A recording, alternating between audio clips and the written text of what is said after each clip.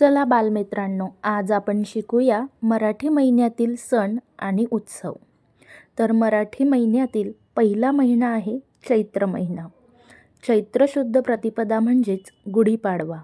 या दिवशी घरोघरी गुढ्या उभारतात.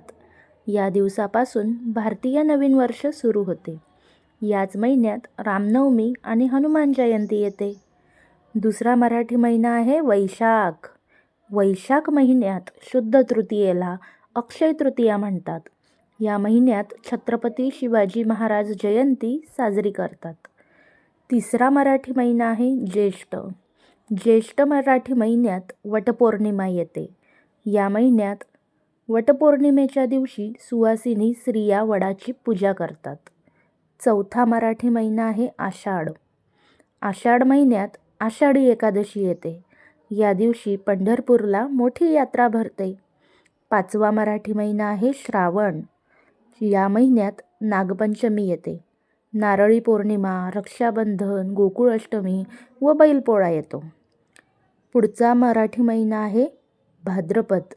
भाद्रपद महिन्यात गणेश चतुर्थी आणि अनंत चतुर्दशी येते. पुढचा सातवा मराठी महिना आहे अश्विन. अश्विन महिन्यात नवरात्र उत्सव आणि शुद्ध दशमीला दसरा येतो. कोजागिरी पौर्णिमा आणि शेवटच्या दिवशी दिवाळीचा मोठा सण येतो.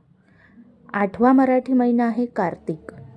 कार्तिक महिन्यात पहिल्या दिवशी बलिप्रतिपदा, दुसऱ्या दिवशी भाऊबीज येते आणि कार्तिकी एकादशी, तुळशी विवाह आणि त्रिपुरारी पौर्णिमासुद्धा याच महिन्यात येते.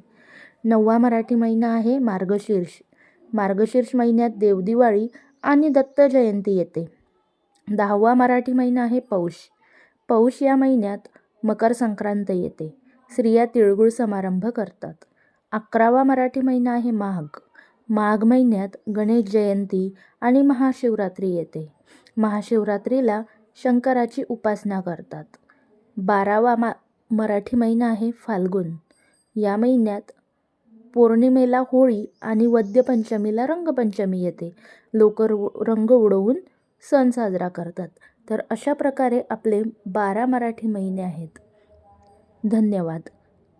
माहिती आवडल्यास चॅनलला लाईक, शेअर अँड सबस्क्राईब करा. धन्यवाद.